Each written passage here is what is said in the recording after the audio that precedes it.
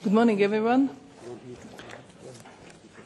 I would like to welcome you to today's meeting of the Committee on Economic Development, Finance and Trade of the ACP-EU Joint Parliamentary Assembly here in Brussels.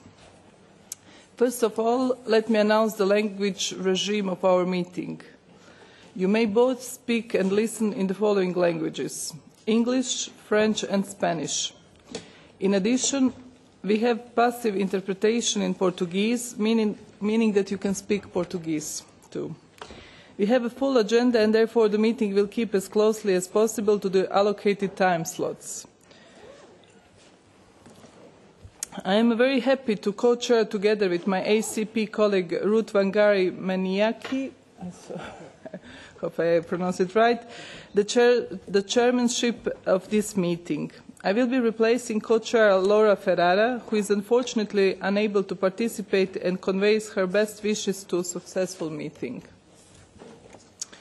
I will be chairing the meeting for the first 8 items of the agenda, and my colleague Ruth Wangari Maniaki will chair items 9 to 13. Please note that the meetings of the 3 standing committees will be transmitted live on the Internet. The link can be found on the main page of the Assembly website. All interested people will therefore be able to follow our discussion live, including in the ACP countries, and to review them offline. This will allow more parliamentarians as well as researchers, students, international, regional and local organizations, members of civil society to better follow the work of our Assembly. Let us now move on to the first item of the draft agenda. Bon, s'il n'y a une autre question, je voudrais passer la parole à Madame de la Commission, peut-être pour répondre. Thank you, Mr. Copulande, for your extensive and really interesting description how this donation should be given. But I must assure you that all the procedures that the European Commission is asking has been asking from all the Balkan countries, which I'm coming from. And this capacity building is the most importance of your own people in order to introduce transparency into spending the money of taxpayers' money.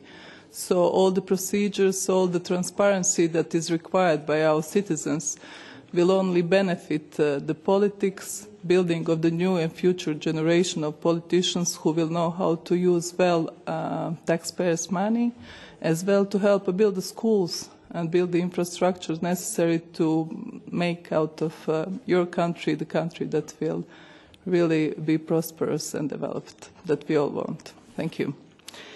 And if you don't mind, I'm going to read my opinion on this blue economy report, because as I'm a shadow reporter for my EPP group.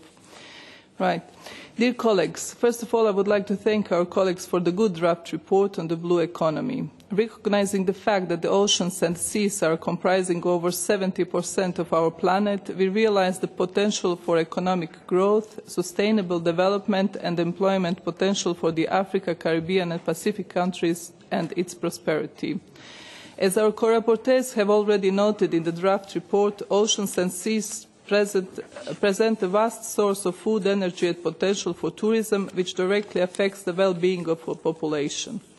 Realizing this potential, we also need to take into consideration the importance of preserving our ecosystem, fish stock and environment, which have a direct effect, as well as the life in coastal communities in the ACP countries.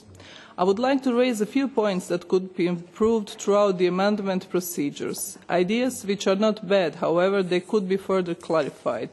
Firstly, on paragraph 8, where co-rapporteurs are mentioning the exploitation of the marine environment for the pharmaceutical and biotechnology research, I see the necessity of placing sustainability of this exploitation in the whole process in order to be more clear on this. Otherwise, over-exploitation of the numerous potentials could in fact lead to economic losses, not as benefit, especially in the ACP countries, and I will raise this point in my amendment. Okay, so our interpreters are not following. Secondly, on tourism. I would like to emphasize the potential of this sector for economic growth and employment, and the necessity for the ACP countries to engage more, including the EU, in providing them with the expertise and knowledge in order to develop the strategies for enhancing the sustainable, innovative and attractive tourism which would not endanger the sensible ecosystem. To conclude, these are my points, and I am looking forward to working with you on this important report. Thank you for your attention.